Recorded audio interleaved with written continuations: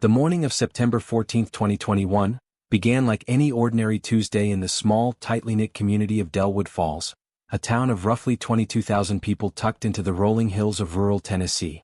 Church steeples outnumbered traffic lights. Neighbors knew each other by first name. And the most respected family in town, without question, was the Hargrove family. Pastor Elias Hargrove had led Cornerstone Baptist Church for 26 years, and his daughter, Cassidy Hargrove, had grown up in that congregation, baptized at age 9, singing in the choir at 11, and crowned homecoming queen at 17. Everyone in Delwood Falls believed they knew Cassidy Hargrove. Then October came, and everything they believed was buried under evidence. By the time Cassidy stood inside courtroom 4B of the Delwood County Courthouse on the morning of March 7, 2023, she had already become infamous. She was 22 years old, dressed in a pale blue blouse that her attorney had specifically chosen to soften her image. Her brown hair was pulled back neatly. Her posture was relaxed. And on her face, witnessed by the lead detective, 3 jurors, and a court reporter who would later describe it in official testimony, was a smirk. Not a nervous smile. Not an anxious twitch. A smirk. She turned slightly toward the gallery, scanned the rows of grieving faces, and smirked again. Then the bailiff called the court to order, and the trial of Cassidy and Hargrove for the murder of 17-year-old Maya Chen officially began. The arrogance in that courtroom that morning was so thick it felt physical. Investigators who had spent 14 months building this case described a cold certainty in Cassidy's demeanor, the quiet confidence of someone who believed they had gotten away with it. And why wouldn't she believe that? She was the pastor's daughter. She was beloved. She was protected by a community that had reflexively refused to believe the evidence even as it piled up, even as the texts emerged, even as the security footage surfaced, even as the forensic timeline dismantled every alibi she had constructed. She had smirked through the arraignment. She had smirked through pretrial hearings. And now, on the first day of trial, she smirked again, as if the whole proceeding was an inconvenience rather than a reckoning. But the courtroom held a secret that Cassidy Hargrove did not yet know. Seated behind the prosecution table in a charcoal gray suit, sat a man who had barely slept in 4 months. He had spent those months in a kind of spiritual agony that no sermon could resolve, wrestling with a truth so devastating that it had cost him his congregation, his reputation, and nearly his sanity. He had prayed for another way. He had searched for an explanation. He had begged God for a different answer. But in the end there was no other way, no alternate explanation, and no different answer.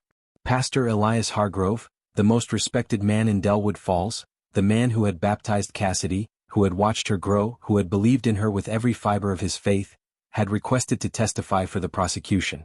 Against his own daughter. The moment his name appeared on the witness list, everything shifted. Defense attorneys immediately filed motions to have him excluded. The judge denied every one.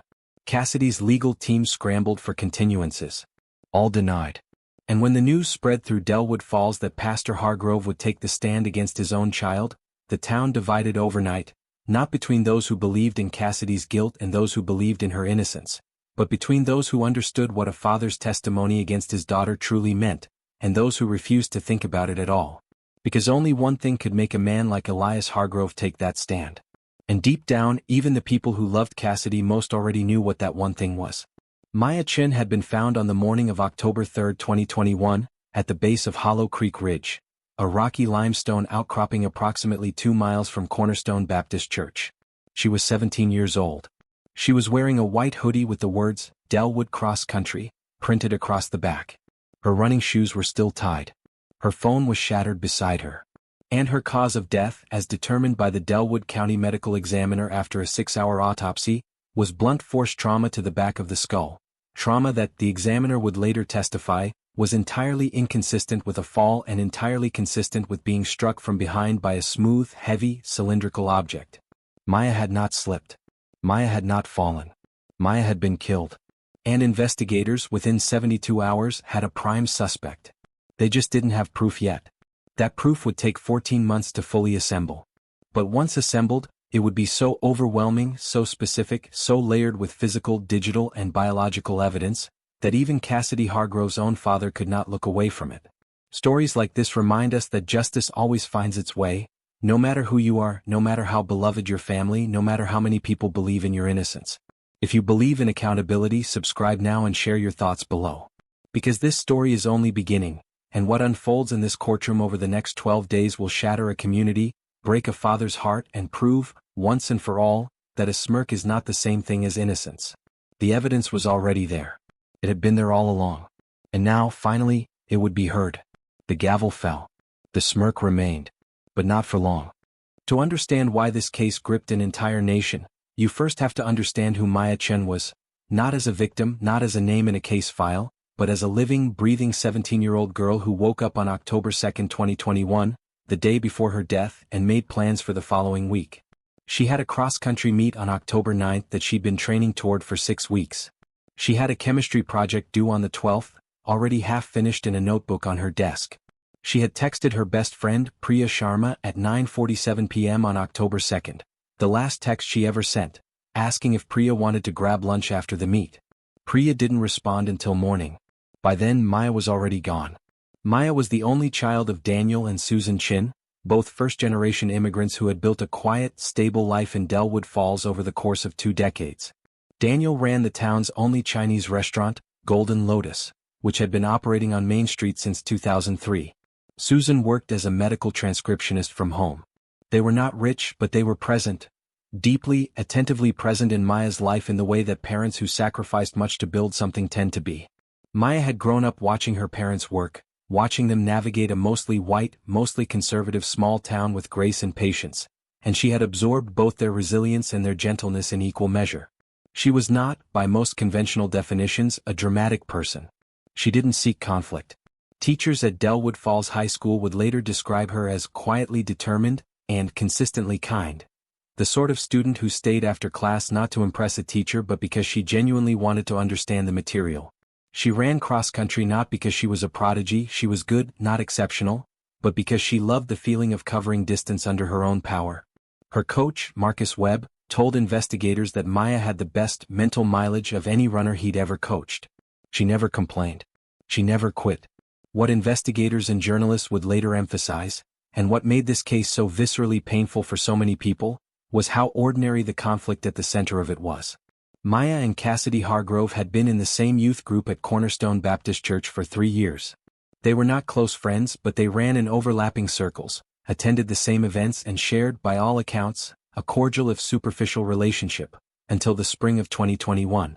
That spring the youth group announced a missions trip to Guatemala. 12 spots. 22 applicants. The selection was made by Pastor Hargrove and the youth group's adult advisors. Maya was selected. Cassidy was not.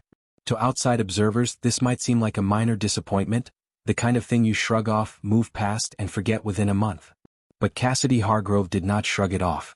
She did not move past it. And she absolutely did not forget it. Text messages recovered from her phone, texts that investigators would not discover until 8 months after Maya's death, revealed a simmering, obsessive resentment that had been building since April 2021 and had been escalating every week since.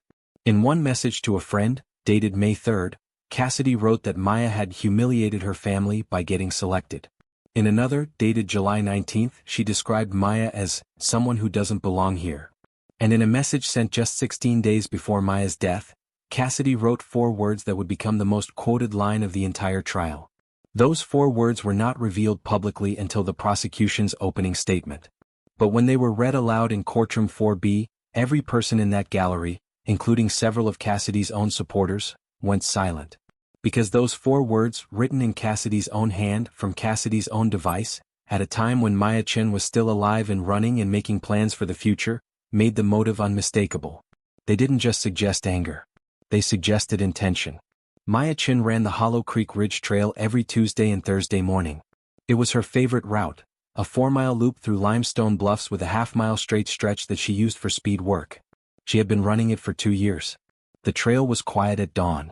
Cell service was unreliable. And only people who knew Maya well, who knew her schedule, her route, her habits, would have known she'd be there alone on the morning of October 3, 2021. Cassidy Hargrove knew all of it. The church youth group had organized a trail cleanup along Hollow Creek Ridge the previous spring. Cassidy had been there. She had walked the entire trail. She knew every bend, every blind spot, and every place where a person could stand unseen, waiting with something heavy in their hand, and no one would see them until it was too late. The call came in at 6:52 a.m. on October 3, 2021. A man named Gerald Foss, 64 years old, a retired schoolteacher who walked his dog along the lower portion of Hollow Creek Ridge every morning, had discovered what he initially described to the 911 dispatcher as a girl lying on the rocks below the ridge path. He thought at first she had fallen. He thought she might still be alive. He climbed down the embankment as quickly as his knees would allow, calling out to her. She didn't respond. By the time he reached her, he could see the blood pooling beneath her head, and the stillness in her body that meant something very different from unconsciousness. He stepped back, covered his mouth with his hand, and told the 911 dispatcher, "She's gone. She's a child and she's gone." First responders from the Delwood Falls Fire Department arrived at 7:08 a.m. Sheriff's deputies arrived at 7:14 a.m. Lead investigator Detective Renee Farlow of the Delwood County Sheriff's Office arrived at 7:41 a.m. after being called in from home. What she found when she descended to the base of the ridge would stay with her, she later testified, for the rest of her career. Maya Chin lay face down on the limestone shelf, her white Delwood cross-country hoodie darkened at the collar with blood that had run down from the wound at the back of her skull. Her right arm was extended as if she had reached for something as she fell. Her left arm was tucked beneath her torso. Her running shoes were still tied. The wound itself, documented extensively in the medical examiner's report, was a single catastrophic impact to the posterior parietal region of the skull, approximately 3 inches above the hairline. The shape of the wound was distinct, oval with clean margins on one side and a slight beveled edge on the other, consistent with a smooth, cylindrical surface delivering force at a downward angle. There were no defensive wounds on Maya's hands or arms. There were no scrape marks on her palms consistent with attempting to break a fall. There was no displacement of soil or gravel in the trajectory that would be expected if she had stumbled and pitched forward. The medical examiner, Dr. Angela Wren, was unambiguous in her preliminary findings. This was not a fall. This was a blow. The crime scene itself yielded an initial puzzle. There was no weapon. A thorough search of the immediate area, 30 feet in every direction from Maya's body, conducted over 2 full days by a team of 6 deputies, produced no blunt instrument, no stone, no branch, no object consistent with the murder weapon. The area had been swept. Whatever had been used to strike Maya had been taken away. That intentionality, the removal of the weapon, was the first indicator to Detective Farlow that this was not a crime of passion or spontaneous rage. Someone had come prepared. Someone had brought something and taken it away. Someone had planned this. Security camera footage from a trail map kiosk at the Hollow Creek Ridge parking area, a camera installed by the County Parks Department 2 years earlier and largely forgotten by most trail users, would later prove to be the most critical piece of physical evidence in the case.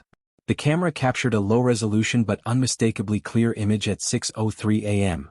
A vehicle, a dark gray Honda Civic, entering the parking area.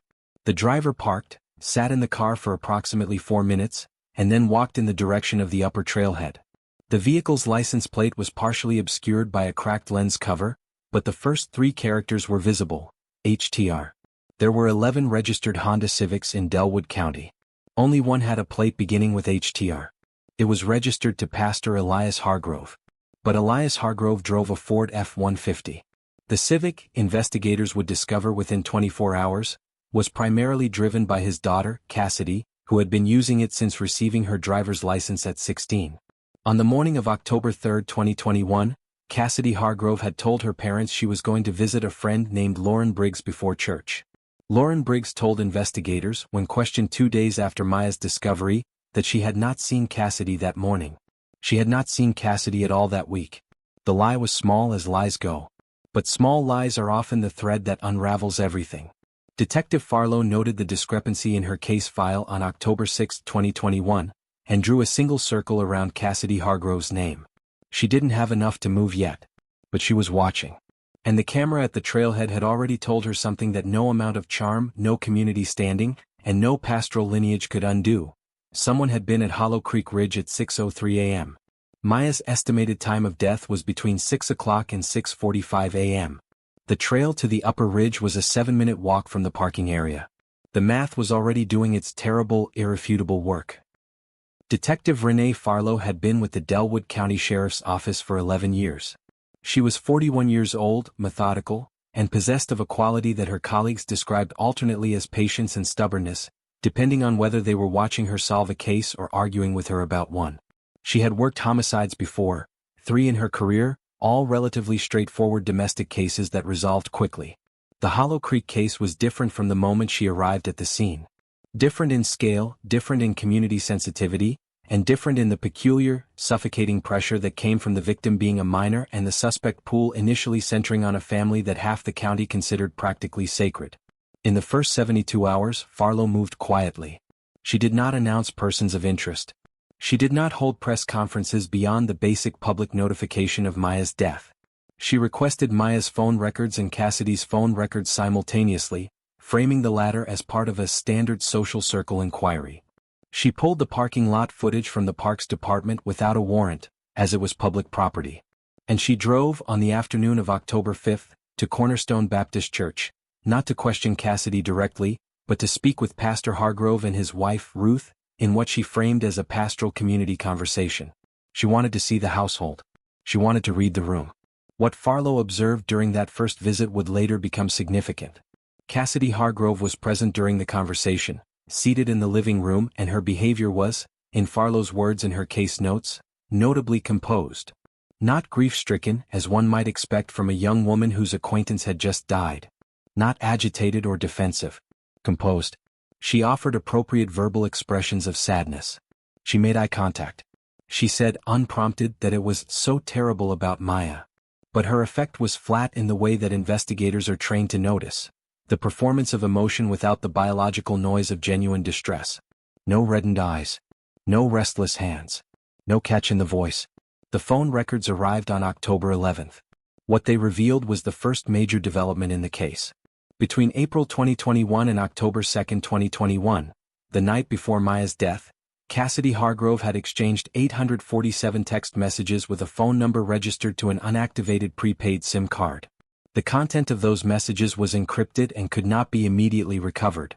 But the volume alone was striking. Over 6 months, nearly 1,000 messages to a number that didn't officially exist. Farlow flagged it and began the process of obtaining a court order for the message content. A process that, due to the encryption platform involved, would take an additional 5 months. While waiting, Farlow pursued parallel tracks. She canvassed the Hollow Creek Ridge Trail community, regular users, runners, hikers, dog walkers, and compiled a list of people who frequently used the trail between 5:30 and 7:30 a.m. on weekday mornings. She conducted background checks on every name. She revisited the medical examiner's report 3 times. And she began a quiet, painstaking analysis of Cassidy Hargrove's public social media presence. TikTok, Instagram, Snapchat, looking for behavioral patterns, emotional tells, and any reference, direct or indirect, to Maya Chin in the months preceding the crime. What she found on Instagram was subtle but chilling. In the 6 weeks before Maya's death, Cassidy had liked, then unliked, and then reliked several of Maya's posts. She had posted a photo from the Cornerstone Missions Trip Guatemala announcement, the one Maya had been selected for, with the caption, "God's plan is perfect," and a laughing emoji. She had, on September 28, 5 days before Maya's death, posted a story with no image, only text that read, "Some things just need to be corrected." The story had disappeared after 24 hours. But a screenshot, captured by a classmate who had thought it odd at the time and saved it without knowing why, would eventually make its way to Farlow's desk. By November 2021, Farlow had enough circumstantial threads to write a 20-page internal investigative memo outlining Cassidy Hargrove as the primary suspect. But circumstantial threads are not an arrest. They are not a conviction. She needed the messages. She needed the forensics. And she needed, above all, to be certain, because arresting the pastor's daughter in Delwood Falls on insufficient evidence would not just jeopardize the case. It would turn the entire community against the investigation before it could be completed.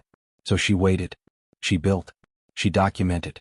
And she watched Cassidy Hargrove attend Maya's memorial service on October 17, sit in the front pew, and cry with what appeared to be genuine devastation, a performance so convincing that even Farlow, who had already labeled her a suspect, felt a momentary flicker of doubt.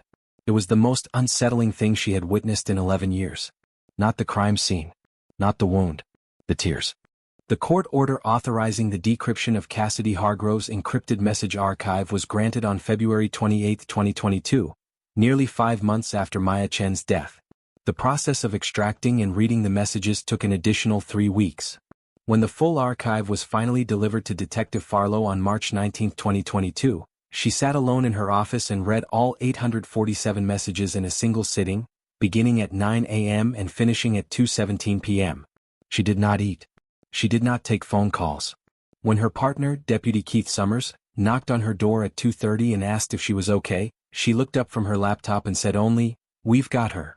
The messages told a story that was, in its own way, more disturbing than the crime scene. Because a crime scene is chaotic, blunt, the product of a moment. The messages were the opposite. They were deliberate, extended, and calculated, revealing a mind that had been nursing a grievance for 6 months with increasing intensity, building towards something that was never explicitly stated but was unmistakable in its trajectory. The recipient of the messages was never identified, the prepaid SIM was untraceable, but the content made clear that Cassidy had been confiding in someone, sharing her obsessive resentment toward Maya in escalating detail. The early messages, from April and May 2021, were petty but recognizable, the ordinary bitterness of someone who felt overlooked. She wrote that Maya had only been selected for the missions trip because the Chens donated to the church's building fund. She wrote that Maya thought she was better than everyone, and that her fake kindness made Cassidy physically ill. She wrote, in a message that investigators would later note with particular attention, that she had seen Maya talking to Pastor Hargrove after Sunday service and that, "My own father looks at her like she's his actual daughter." The jealousy was personal, layered, and rooted in something far more complicated than a missions trip selection. By July 2021, the messages had shifted from petty to alarming. Cassidy began referring to Maya as the problem, always in lowercase, always with an air of clinical detachment that felt practiced rather than spontaneous. She wrote about wanting the problem to go away. She wrote about how Delwood Falls would be better without the problem in it. She wrote, on July 22, a message that chilled Detective Farlow when she read it. "Sometimes I drive past Hollow Creek Ridge and I think about how easy it would be for someone to have an accident up there. No service. Nobody around. Just the trail and the rocks." The recipient of this message responded with a single question. "Are you serious?" Cassidy's response was 3 words, "I'm always serious." The 4 words that prosecutors would read aloud in their opening statement, the 4 words that silenced the courtroom, appeared in a message sent on September 17, 2021, 16 days before Maya's death.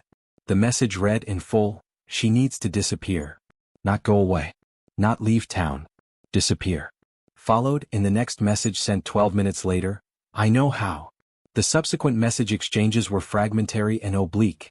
Apparently both parties had become more cautious, but the trajectory was clear. By late September, Cassidy was referencing next week, and the ridge, and early morning, with a specificity that, when read backward from the knowledge of what happened on October 3, left no interpretive space whatsoever. The last message Cassidy sent to the prepaid number was at 7:14 a.m. on October 3, 2021, 31 minutes after Gerald Foss made his 911 call, and 23 minutes before the first deputy arrived at the scene. The message was 2 words, "It's done." The phone receiving that message never responded. The SIM was deactivated within 6 hours. The device was never found. But Cassidy's phone, her regular phone, the one registered in her name, had sent that message from a location that the cell tower data placed squarely within a half-mile radius of the Hollow Creek Ridge parking area. Detective Farlow took the message archive to the district attorney's office on March 22, 2022. The DA Patricia Voss read the documents in silence, then looked up and said, "Get me the forensics and we'll move for arrest." Farlow had been waiting for those words for 5 months. She returned to the case with the energy of someone who had just been handed what they'd been searching for. The forensics, the physical, irrefutable biological evidence, were the final piece.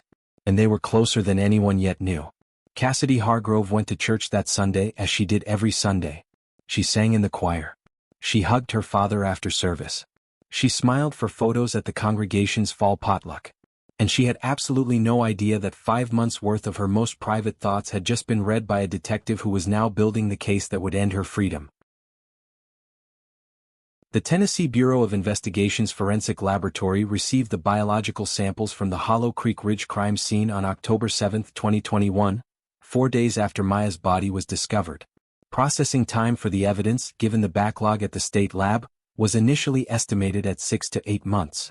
Detective Farlow, operating on her own conviction that this case would crack on physical evidence, had flagged the samples as high priority and submitted a formal expedite request.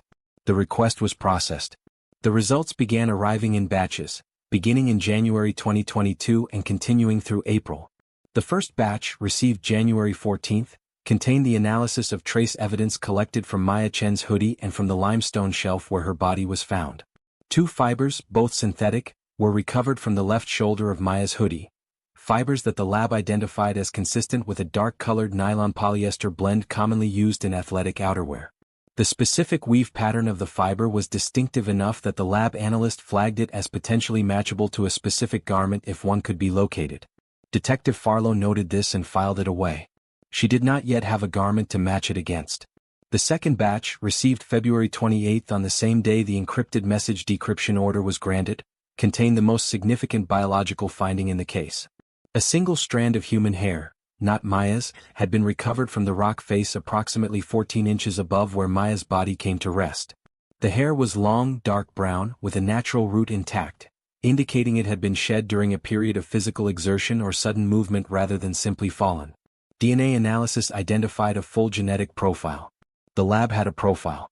What they needed was a comparative sample. Cassidy Hargrove had never been formally asked to provide a DNA sample. She had never been interviewed as a suspect, only as a community member during the early canvass. Farlow could not compel a sample without probable cause sufficient to support a court order, and at the time the hair profile was returned in February, the encrypted messages had not yet been decrypted. So Farlow did what investigators sometimes do when they need biological material without triggering alarm.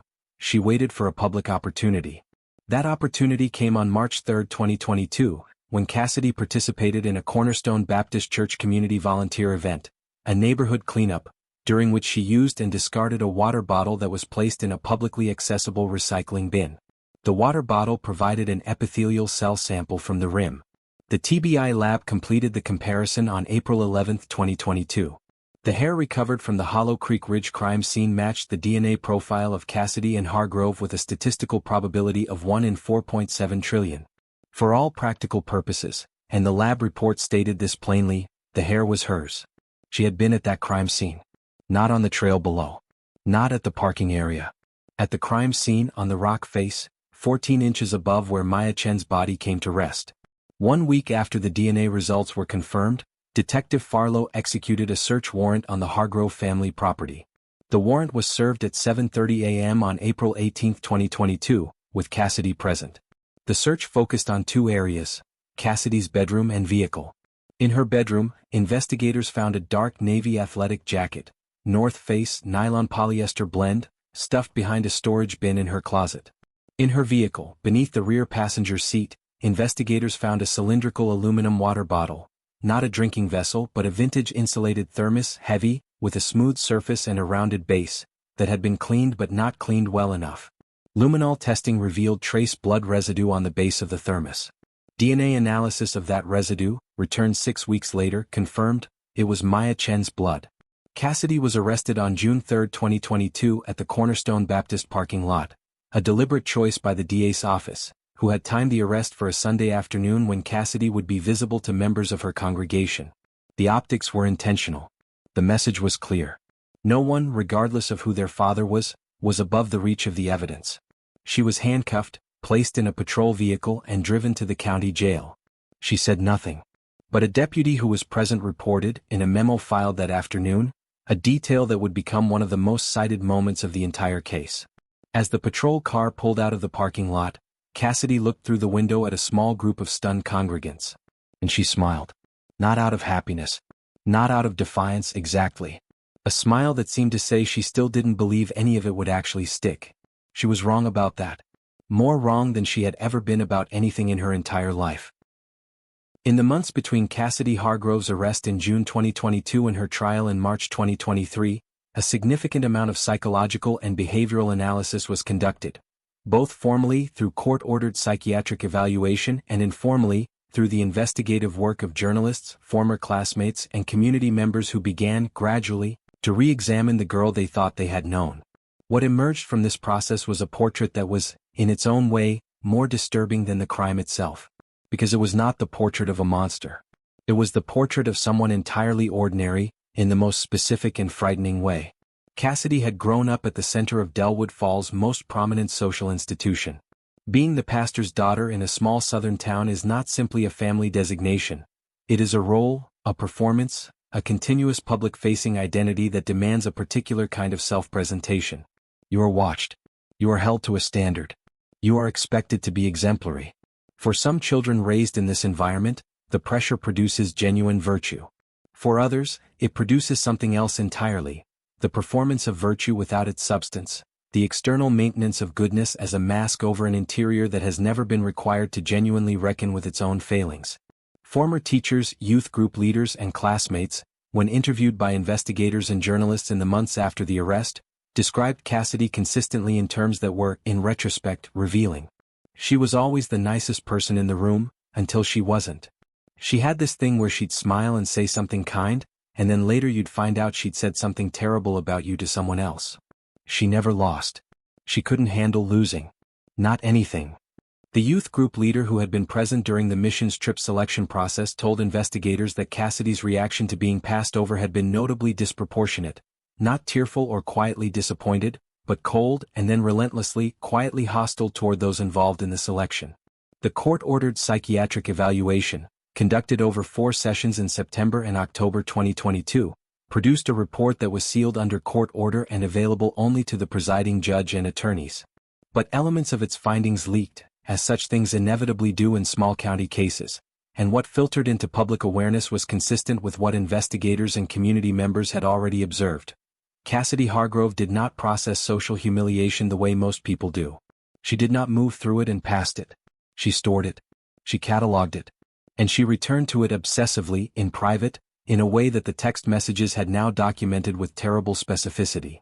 There was also, investigators believed, a religious dimension to her psychology that was simultaneously ironic and illuminating. Cassidy had grown up in a framework that told her, consistently and explicitly, that she was loved, chosen, watched over by a higher power, and part of a community of the elect. The theology of Cornerstone Baptist was not fire and brimstone, it was warm, affirming, grace-centered. And in a child with a certain psychological disposition, an unintended message can thread through even the warmest theology, that you are special. That good things should come to you. That when they don't, something has gone wrong in the natural order. Maya Chen's selection for the Guatemala trip had done more than disappoint Cassidy. In Cassidy's distorted framework, it had constituted a cosmic error, a misalignment of the universe's proper hierarchy. Maya, in Cassidy's reading, had usurped something that was rightfully hers. And rather than examining that reading, rather than sitting with the discomfort and allowing it to produce growth or humility, Cassidy had constructed an elaborate internal narrative in which Maya was the problem, Maya was the interloper, Maya was the thing that needed to be corrected. The texts were not the beginning of that narrative. They were the documentation of its endpoint. What made Cassidy's psychology particularly dangerous was the absence of visible escalation. She did not become overtly angry. She did not confront Maya. She attended the same events, smiled the same smile, and continued performing the role of pastor's daughter without interruption. The rage was entirely interior, channeled into those encrypted messages, nursed in private, invisible to everyone around her, including her father. Especially her father. Because Elias Hargrove, who knew his daughter better than anyone on earth, had seen nothing. Or had seen something, somewhere, at some point, and had prayed that he was mistaken. The question of what Pastor Hargrove knew, and when he knew it, would become the central drama of the trial itself. Cassidy walked into the pretrial hearings in January 2023 with the same composed, pleasant demeanor she had maintained through every public appearance since Maya's death.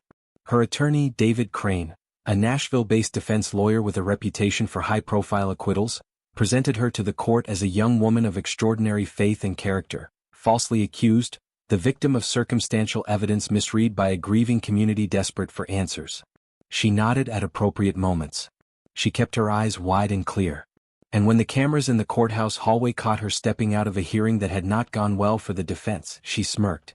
Because she still believed, with everything in her, that she was going to win. By the time Cassidy Hargrove's trial date was formally set for March 7, 2023, the town of Delwood Falls had undergone a transformation that no one who lived there had thought possible 18 months earlier. It was not simply that the community was divided. Most communities faced with a high-profile accusation against a beloved member experienced some degree of division. What happened in Delwood Falls was more profound and more corrosive.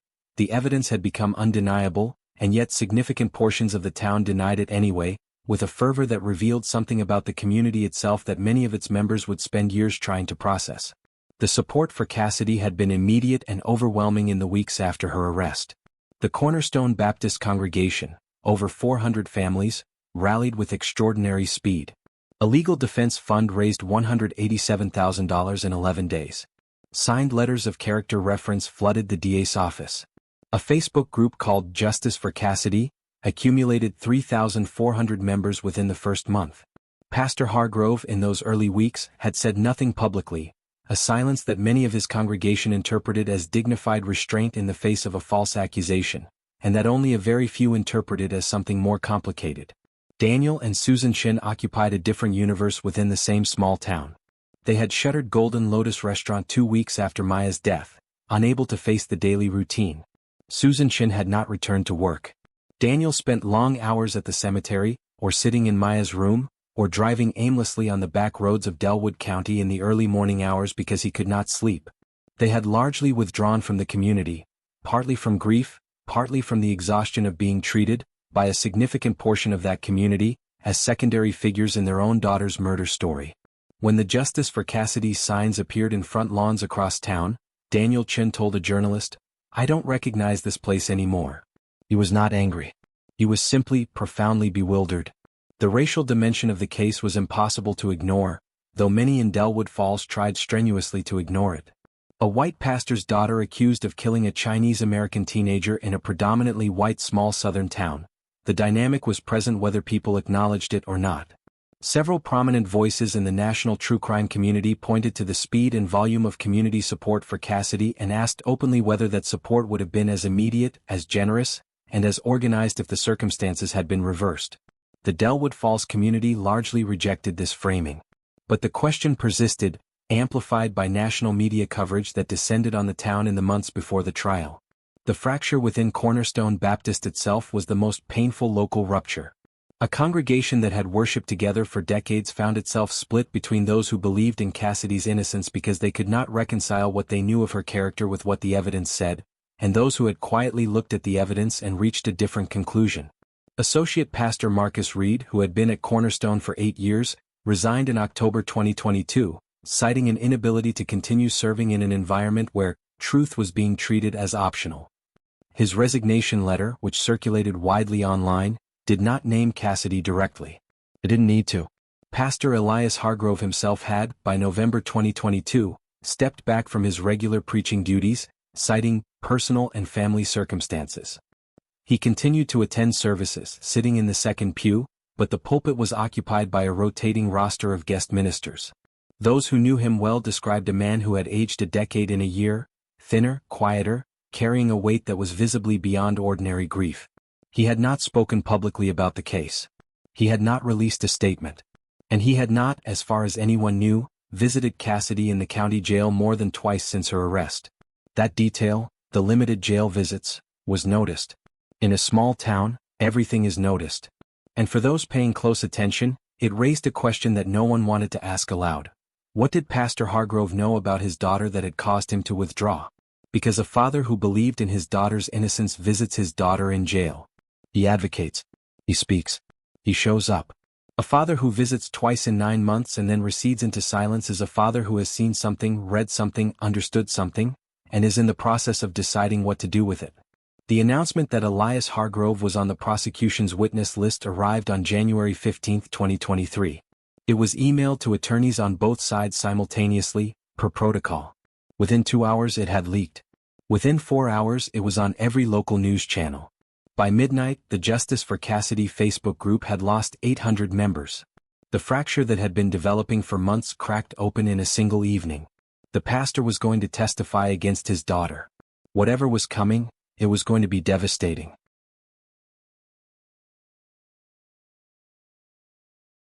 Courtroom 4B of the Delwood County Courthouse held exactly 112 seats in the public gallery. On the morning of March 7, 2023, all 112 were occupied before 7:30 a.m., 2 hours before proceedings began. An overflow room with closed-circuit video had been set up in the courthouse lobby, and that room with an additional 60 seats was also full. Outside the courthouse in the March cold, approximately 200 people gathered, some holding candles for Maya, some holding signs supporting Cassidy, and a contingent of journalists from as far as New York and Los Angeles who had been covering the case for months and had made the trip to Delwood Falls specifically to witness what everyone expected to be a landmark moment. District Attorney Patricia Voss gave the prosecution's opening statement standing directly in front of the jury box, without notes, without a podium. She was 53 years old, with 22 years in the DA's office and a trial record that had earned her both respect and a reputation for clinical precision. She did not raise her voice during the opening. She did not perform emotion. She spoke evenly, methodically, and with the calm confidence of someone who had walked through a case so many times that its structure had become as familiar as her own face. She began not with the crime but with the victim. She described Maya Chen in specific, sensory detail. Her running shoes, her cross-country hoodie, her morning routine, the trail she loved, the future she was moving toward. She described the Chens, Daniel and Susan, and the modest, devoted life they had built. She described October 3, 2021, from the moment Maya left her house at 5:48 a.m. to the moment Gerald Foss made his 911 call at 6:52 a.m. Then she pivoted and her voice dropped slightly, as if lowering itself for the weight of what was coming. "Ladies and gentlemen," she said, "the state will present before you physical evidence, digital evidence, biological evidence and testimonial evidence, all of it pointing to one individual, one act and one deliberate decision. We will show you a hair. We will show you blood. We will show you text messages in which the defendant explicitly described her intent. We will show you camera footage placing the defendant's vehicle at the scene at the time of the murder. And we will call to this stand witnesses who will describe in their own words what they saw, what they know, and what the evidence means." The defendant smirked when she walked into this courtroom this morning. By the time this trial concludes, ladies and gentlemen, I believe that smirk will be the last act of arrogance she ever performs in public. Defense attorney David Crane gave his opening statement standing further back from the jury, creating, by design, a more relaxed, conversational energy. He was 61, silver-haired, impeccably dressed, and possessed of the smooth, unhurried confidence of a man who had talked juries out of convictions before and expected to do so again. He acknowledged the DNA evidence directly, a calculated risk, but he had no choice given its strength. He framed it as one strand of hair in an outdoor space that Cassidy had visited legally on multiple occasions. He described the texts as the private venting of a teenager, taken wildly out of context. He called the parking lot camera footage a blurry image that proves nothing except that a dark car entered a public parking area. But even as Crane spoke with polished assurance, there was something the defense could not address in that opening statement, something the entire gallery was waiting for and that no attorney on earth could adequately contextualize or neutralize. He could not explain why Pastor Elias Hargrove, a man of unimpeachable integrity who had spent his entire adult life in service to his community, was prepared to take the stand against his own daughter. Crane did not mention this. He could not. There was no framing that made it look like anything other than what it was. After both openings, Judge Caroline Moss called a 15-minute recess. The gallery exhaled collectively. In the overflow room, several people were crying. Outside, the crowd had grown. Daniel and Susan Chin, seated in the front row of the gallery directly behind the prosecution table, sat motionless and close together, their hands intertwined, their faces carrying the particular stillness of people who have been waiting a very long time for something to finally begin. Cassidy Hargrove, at the defense table, whispered something to her attorney. Her expression was still composed, still controlled. But for the first time since the proceedings began, the smirk was gone. Something had replaced it, something harder to read and perhaps more honest. A flicker of calculation, of reassessment, of a mind working furiously to locate the ground it stood on. The trial had begun. And the ground was already shifting. The prosecution presented its case over 7 days, and DA Patricia Voss built it with the deliberateness of an architect. Foundation first, then load-bearing walls, then the roof. She called 19 witnesses, beginning with the first responders on October 3, 2021, moving through the investigative chain of custody, and culminating in a series of expert witnesses whose testimony, taken together, constructed an evidentiary architecture that left almost no room for reasonable interpretation other than guilt. Every piece of evidence she presented was introduced in sequence, each one building on the last, each one closing another escape route for the defense. Gerald Foss, the retired teacher who found Maya's body, took the stand on day one. He was 70 years old by the time of trial, and his testimony was simple, direct, and devastating in its specificity. He described the silence of the trail that morning, the the stillness of Maya's body, the blood, and the moment he understood that she was dead. He described calling out to her and receiving no answer. He described stepping back from her body and standing very still for a moment, because he did not know what else to do. His voice broke once, briefly, near the end of his testimony. The gallery was very quiet. Dr. Angela Wren, the medical examiner, testified for 2 full days. She was precise, technical, and unsparing. She used diagrams, photographs, and a physical model of a human skull to demonstrate the nature of Maya's wound, the angle, the force, the shape, the biological indicators that distinguished this injury from a fall. She addressed the defense's anticipated argument that Maya could have struck her head on the rocks, with methodical finality, explaining in accessible terms why the wound's characteristics were categorically inconsistent with an accidental impact and categorically consistent with a delivered blow. She noted the absence of defensive injuries. She described the single-impact nature of the wound, a single strike, precisely placed, with sufficient force to cause immediate incapacitation. This was not a reactive act, she told the jury. This was controlled. The digital evidence came next, presented through FBI digital forensics analyst Thomas Brightwell, who spent 2 days walking the jury through the 847 encrypted messages, the cell tower data placing Cassidy's phone near Hollow Creek Ridge on the morning of October 3, and the geographic and temporal alignment between the camera footage, the phone data, and the time of death. Brightwell was patient and thorough. He used large-screen displays to show the jury maps, timelines, and annotated screenshots. By the time he stepped down, the digital picture was complete. Cassidy's phone, her car, and the crime scene occupied the same geographic space at the same time. There was no technical explanation for this that did not involve Cassidy being present. The fiber evidence and the hair evidence were presented through TBI forensic analyst Dr. Priya Nair, who testified on day 4. She explained, with careful specificity, the process of fiber comparison and the statistical weight of the DNA match, 1 in 4.7 trillion. She explained the significance of finding a hair with an intact root at the crime scene, indicating physical activity rather than passive shedding. She held up photographs of the exact location on the rock face where the hair was recovered. And she testified about the athletic jacket found in Cassidy's closet, the dark navy North Face nylon polyester blend, whose fibers, when subjected to microscopic comparison, were consistent to an unusually high degree of specificity with the fibers recovered from Maya's hoodie. The thermos was presented on day 5. Brightwell had already established the digital context. Dr. Nair now provided the biological. The blood residue on the base of the thermos, Maya Chen's blood, confirmed by DNA, was described in clinical terms that nonetheless produced an almost palpable reaction in the gallery. A thermos, cleaned but not well enough, hidden under a car seat. The object was admitted into evidence and placed on a table near the jury box, where jurors could examine it directly. Several did. One juror, Juror 7, a woman in her 40s, looked at it for a long time without blinking. The text messages were read aloud by a court clerk on day 6, in their entirety over 4 hours. The clerk read them without inflection, mechanically, neutrally, as if they were a technical document rather than a record of a young woman's descent into murderous intent. The neutrality made them worse. Cassidy sat at the defense table throughout this reading. For most of it, she looked at the table in front of her. Twice she whispered to Crane. Once, when the clerk read the 4 words, "She needs to disappear," a sound rose from the gallery that Judge Moss silenced with a single strike of her gavel. After 6 days of prosecution evidence, David Crane stood to cross-examine each witness in turn. He was skilled and he was thorough. He challenged fiber comparisons as non-conclusive. He questioned the chain of custody on the thermos. He pressed Brightwell on the cell tower radius of uncertainty.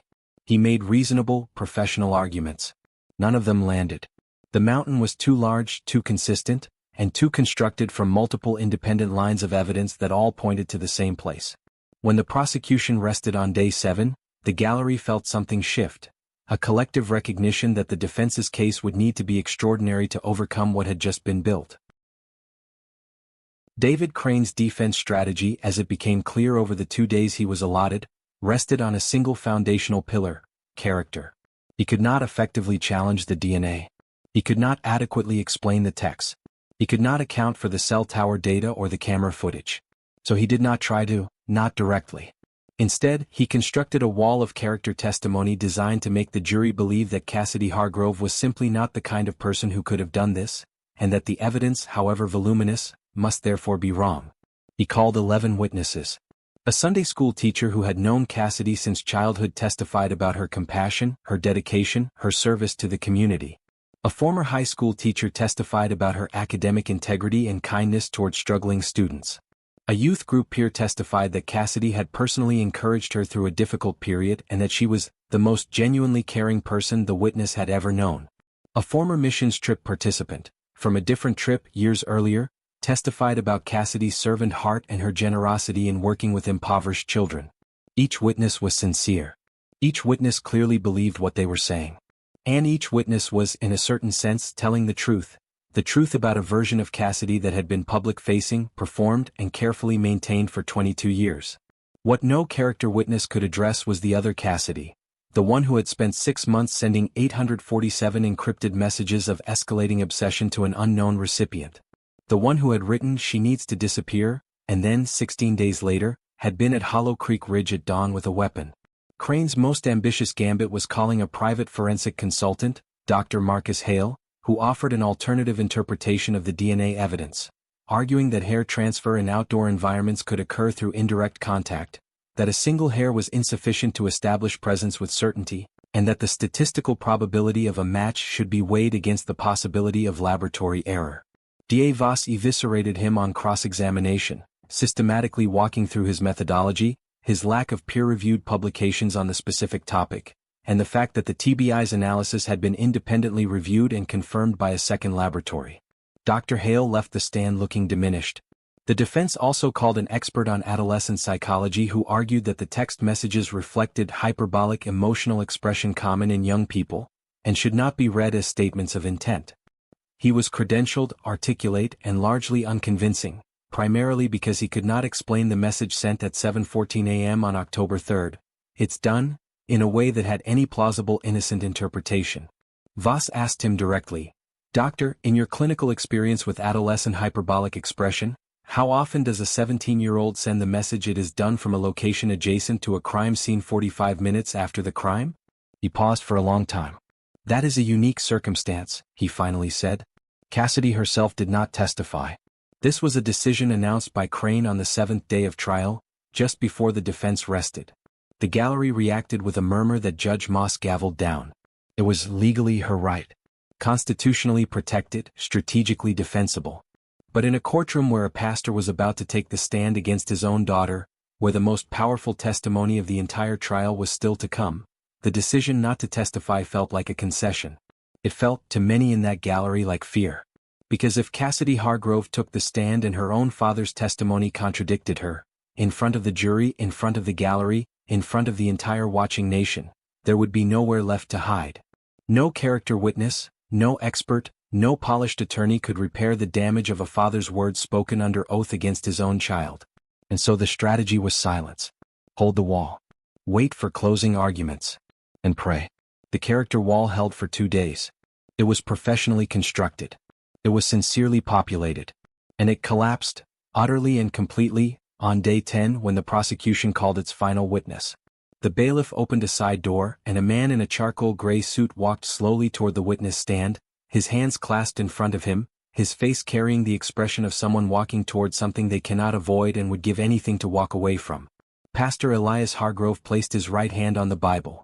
His Bible, the one he had preached from for 26 years, and swore to tell the truth, the whole truth, and nothing but. There are moments in a trial that transcend the procedural and become something else entirely. Moments when the courtroom ceases to be a legal venue and becomes a place where human beings confront truth at its most naked and most costly. The testimony of Pastor Elias Hargrove on the morning of day 10 was one of those moments. The gallery was silent before he even spoke. Silence of a particular kind, not the silence of anticipation but the silence of people bracing for something that was going to hurt, and knowing it was necessary anyway. District Attorney Voss began with biographical groundwork. His name, his role, his years at Cornerstone Baptist, his relationship to the defendant. He answered each question in a quiet, steady voice. He did not look at Cassidy during this portion of his testimony. Cassidy, for her part, was watching him with an expression that had shifted noticeably over the past hour. The composed blankness of the previous 9 days had given way to something more raw, more uncertain, and more, if one were reading her carefully, afraid. Voss asked Pastor Hargrove to describe his relationship with his daughter prior to October 2021. He spoke for several minutes, and what he said was both entirely expected and almost unbearably tender. He described Cassidy's childhood in terms that made her real in a way that the charges against her had rendered abstract. The girl who collected beetles at age 8, who had memorized the 23rd Psalm before she could read, who had cried for 3 days when her cat died at 13. He spoke of her faith, her gifts, the ways he had believed in her. His voice was controlled. His eyes were dry. The control was clearly costing him something. Then Voss asked, "Pastor Hargrove, did there come a time when your daughter's behavior caused you concern?" He paused. A long pause. The gallery counted the seconds without meaning to. Then he said, "Yes." Voss asked him to describe that time. And Elias Hargrove told the jury about the spring of 2021. He told them that in the weeks after the missions trip selection, after Cassidy had not been chosen, he had observed in his daughter what he described carefully as a change. A hardness, a silence, a way of looking at Maya Chen during Sunday services that disturbed him. He said he had spoken with Cassidy about it twice, gently, and that both times she had assured him she was fine, she had accepted God's plan, she had moved past it. He said he had wanted to believe her. He said he had chosen to believe her. "I understand now," he said, his voice dropping, "that I was choosing comfort over clarity. That is a failure I will carry for the rest of my life." Voss then asked about a specific incident. On the night of October 2, 2021, the night before Maya's death, Pastor Hargrove had been working late in his church office. He had heard Cassidy's car pull into the parking lot around 10 p.m. He had gone to the window. He had seen Cassidy get out of the car, open the trunk and remove a canvas bag. He could not see what was in the bag. She had not come inside the church. She had walked toward the small storage shed at the back of the property, a shed used for maintenance equipment, and returned to the car without the bag approximately 4 minutes later. He had watched all of this. He had said nothing. He had gone back to his desk and told himself it was nothing. He had told himself that for 14 months. And then investigators had executed a search warrant on that shed in April 2022, and they had found, underneath a tarp in the back corner, a pair of dark gloves with microscopic traces of blood on the right palm. Maya Chen's blood. The gallery produced a sound, not words, not a cry but a sound, when Elias Hargrove reached the end of this account. Cassidy Hargrove's hands, resting on the defense table, had gone very still. Her attorney had placed his own hand briefly over hers and then removed it. Judge Moss allowed the sound to subside before instructing the gallery to maintain composure. The instruction was not really necessary. The sound had already gone. What replaced it was a silence of a different quality than before, not braced, not anticipatory. Settled. The silence of a story arriving at its inevitable place. Elias Hargrove finished his testimony with one final statement, delivered unprompted, after Voss had completed her questioning and Crane had decided not to cross-examine, the most telling tactical retreat of the entire trial. Looking directly at the jury, his voice steady for the last time, the pastor said, "I did not protect Maya Chen. I could have. I chose not to see. I am here because I cannot choose that again." He stepped down from the stand. As he passed the defense table, he did not look at his daughter. She watched him go. And somewhere in that watching, in the collapse of the smirk, in the stillness of her face, in the way her eyes followed her father's retreating back, something that had been performing finally stopped. District Attorney Patricia Voss began her closing argument on the morning of Day 12 by doing something unexpected. She walked to the evidence table, picked up the thermos, Maya Chen's blood still confirmed in its base, and carried it to the jury box. She held it for a moment. Then she set it down on the railing in front of Juror 7, the woman who had stared at it the longest, and stepped back. "This is not a circumstance," she said. "This is a choice." She let the words settle before she continued. The closing argument lasted 3 hours and 40 minutes. It was methodical, relentless, and occasionally devastating. Voss walked through each piece of evidence in sequence, weaving them together with a narrative precision that made the collective weight feel not merely sufficient but overwhelming. She returned repeatedly to the text messages, reading certain passages a second time, letting their specificity land in the silence of the courtroom without commentary. "She needs to disappear. I know how." She paused after each reading. She did not need to explain what they meant. She trusted the jury to do what she knew they already could. She addressed the character witnesses with measured respect and then methodically dismantled their relevance. The defense has called numerous individuals who will tell you that Cassidy Hargrove was kind, devoted, and faithful. I do not dispute that those individuals experienced her that way. What I ask you to consider, ladies and gentlemen, is this. Can a person perform goodness so completely that the performance becomes visible to everyone and the interior remains invisible? The text messages are the interior. 847 messages over 6 months. That is not a moment of rage. That is a plan. She addressed Pastor Hargrove's testimony last. She did not dramatize it. She did not exploit it. She spoke about it with a gravity that matched its weight. She noted that a father's testimony against his own child is not given lightly, is not given without cost, is not given unless the father has determined that the truth has a claim on him greater than his love for his child, or more precisely that his love for his child and his love for truth have come into irreconcilable conflict and the truth has won. Pastor Hargrove did not come to this stand to hurt his daughter, she said. He came to this stand because he had already tried every other option. The bag, the shed, the gloves. He tried not to know. He could not sustain it. David Crane's closing was everything one would expect from a lawyer of his experience. Polished, emotionally intelligent, and strategically focused on the only argument he had left. He emphasized reasonable doubt, not evidence. He described the DNA as plausible but not conclusive. He characterized the texts as the dark private thoughts of a teenager who never acted on them. He built a portrait of a young woman falsely accused, destroyed by a prosecution desperate for answers in a community consumed by grief. He was eloquent. He was skilled. And he was working with material that could not support the structure he was trying to build. Crane notably did not address Pastor Hargrove's testimony in depth. He mentioned it briefly, framing it as a father's trauma distorting his recollection of an ordinary event, Cassidy moving equipment late at night for innocent reasons. He was quick and quiet about it, because there is no version of a closing argument in which a defense attorney spends significant time on a father who took the stand against his daughter without drawing the jury's attention to the very thing they most need to dwell on. Judge Caroline Moss gave her instructions to the jury on the afternoon of Day 12. Her instructions were thorough, clear, and carefully neutral. She explained the standard of proof. She defined reasonable doubt. She reminded the jury that the defendant's decision not to testify was not evidence of guilt. She dismissed the gallery at 4:15 p.m. and sent the jury to deliberate. In the courthouse hallway, Daniel and Susan Chin sat on a wooden bench and held each other without speaking. A court employee brought them coffee. Susan held the cup but did not drink it. Daniel looked at the floor. Somewhere across town, in a house that had been emptying for months, Elias Hargrove sat in his kitchen and waited, as he had been waiting for 14 months, for the weight he had been carrying to be lifted or confirmed. The jury deliberated for 11 hours and 43 minutes. They reached their verdict on the morning of Day 13. The jury returned its verdict at 10:17 a.m. on March 20, 2023, the 13th day of trial. By 9:45 a.m., when word spread through Delwood Falls that a verdict had been reached, the courthouse was again at capacity. The overflow room was again full. The crowd outside had grown to nearly 300 people in the cold morning air. Daniel and Susan Chin arrived at 9:55 a.m., escorted through a side entrance by a sheriff's deputy. They were seated in the same front row seats they had occupied for 2 weeks. Susan reached across to take Daniel's hand before sitting down. Cassidy Hargrove was brought from the holding area at 10:08 a.m.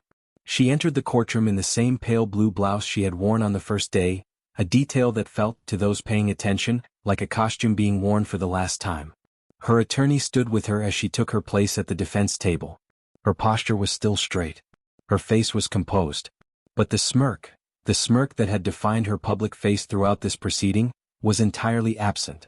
In its place was something that looked, under the fluorescent courthouse lights, very much like the first honest expression she had worn in this courtroom.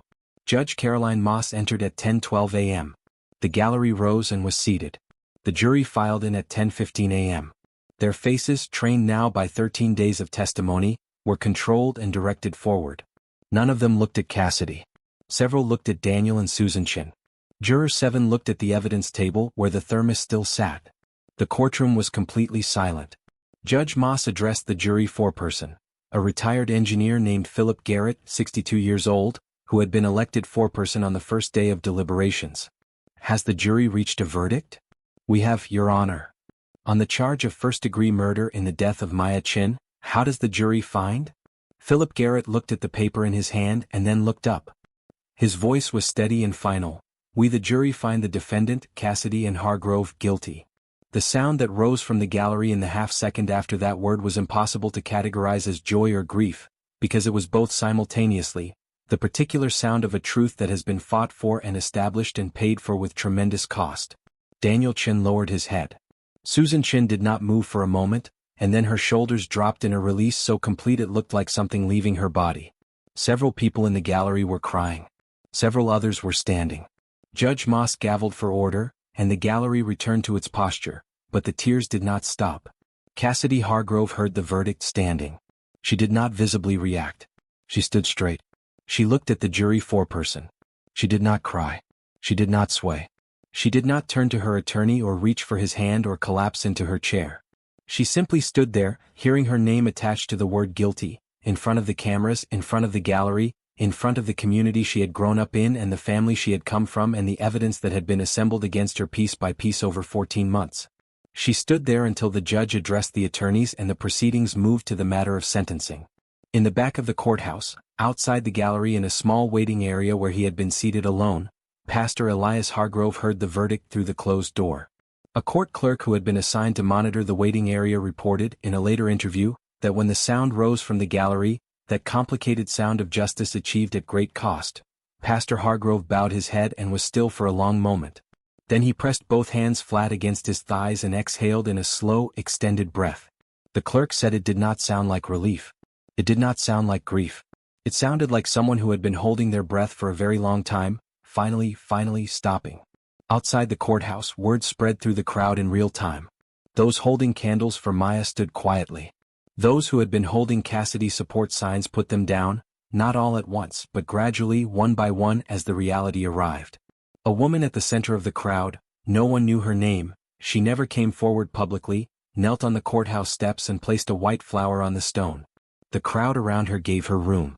No one spoke. The morning continued its cold indifference. The courthouse flag moved in the wind. And in courtroom 4B, the gavel fell one final time, signaling the scheduling of the sentencing hearing. The trial was over. Justice had been established at tremendous cost to everyone it touched. The smirk was gone. The sentencing hearing for Cassidy and Hargrove was held on May 12, 2023, 53 days after the verdict. In Tennessee, first-degree murder carries a mandatory minimum of life imprisonment without the possibility of parole, with the discretionary option of the death penalty in cases involving specific aggravating factors. The prosecution chose not to seek the death penalty. DA Patricia Voss, in a press statement released the day after the verdict, explained this decision in terms that were careful and unambiguous. The state's purpose in this prosecution has been justice for Maya Chin and accountability for the defendant. A life sentence will achieve both. We see no reason to seek more. The sentencing hearing lasted 3 hours. Victim impact statements were permitted, and Daniel Chin used the opportunity to address the court, and, through the court, his daughter, with a dignity that required tremendous effort to sustain. He spoke about Maya's laugh, her cross-country meets, her chemistry notebooks, her plans for college, the specific and irreplaceable dimensions of the life that had been taken. He spoke about the Golden Lotus, which remained closed. He spoke about the mornings he still drove the back roads of Delwood County because the house was too quiet. He did not speak to Cassidy directly. He looked at the judge and he spoke to the record, and he trusted the words to carry wherever they needed to go. Susan Chin followed. Her statement was shorter. She said that she did not hate Cassidy Hargrove. She said this not as a performance of forgiveness but as a factual statement, that there was no room in her grief for hate, that hate would require energy she was reserving entirely for surviving the loss of her daughter, that she hoped, if it was meaningful to say so, that whatever Cassidy was carrying would one day lead her toward something honest and real. It was the most generous thing anyone said in that courtroom across 3 weeks of proceedings. It cost Susan Chin visibly. She sat down and did not lift her eyes from her folded hands for the remainder of the hearing. Cassidy was given the opportunity to make a statement before sentencing. She rose from the defense table and stood for a moment that felt long. She looked at the judge. She did not look at the Chens. Then she said, in a voice that was controlled and somewhat quiet, "I want to say that I am sorry for the pain that this has caused." She paused and some people in the gallery leaned forward, waiting for more. What came was less than they hoped for and perhaps more than they expected. "I know that's not enough. I don't have anything that's enough." Then she sat down. Judge Caroline Moss delivered the sentence with the formal precision that the occasion required. She noted the severity of the crime, premeditated, deliberate, executed against a 17-year-old who posed no threat and had no ability to defend herself. She noted the extended nature of the planning and the subsequent destruction of evidence. She noted the additional evidence, the gloves in the shed, that indicated an attempt to conceal the crime even from family members. She sentenced Cassidy and Hargrove to life in prison without the possibility of parole. Cassidy was taken from the courtroom by 2 officers. She did not look back. In the months that followed, Delwood Falls began the slow, uneven work of reassembly. Cornerstone Baptist Church called a new senior pastor in August 2023. Elias Hargrove had officially resigned his position in April, 3 weeks before sentencing, in a letter to the congregation that was public and gracious and that contained a line many people would remember. A community is built on truth. When I lost the courage to defend it, I failed this community more profoundly than any event we have endured. I am sorry for that failure, and I am grateful that others were braver than I was. Golden Lotus reopened in June 2023, a decision Daniel Chen announced quietly without press release, by simply unlocking the front door one Tuesday morning and turning on the lights. By noon the restaurant was full. Maya Chen's cross-country team at Delwood Falls High School established a scholarship in her name in the fall of 2023. The first recipient was a sophomore girl from a low-income family who ran the Hollow Creek Ridge Trail on Tuesday and Thursday mornings. The girl told her coach that she had never known Maya, but that she ran the trail because it felt important to run where someone had run before her, to keep moving on the same ground, under the same sky, putting the same distance behind her with the same effort. The coach told her that Maya would have appreciated that. Justice does not heal what it corrects. It does not restore what has been taken or fill the silence where a voice used to be. It does not give Daniel Chen his daughter back, or give Elias Hargrove the years he spent not looking at what was in front of him. What it does is smaller than that and more essential. It establishes in a formal and public record that the truth matters, that evidence is stronger than privilege, that accountability reaches beyond social standing, and that a smirk in a courthouse is not the same as being untouchable. Cassidy Hargrove learned that. The hard way. In front of everyone. And in courtroom 4B, where it all ended, the gavel fell, and the echo of it continued as it always does, long after the sound had gone. If you believe that justice belongs to everyone, that no family name, no church pew, no community standing puts anyone beyond the reach of truth, then share this story and make sure it reaches someone who needs to hear it. Justice found its way. It always does.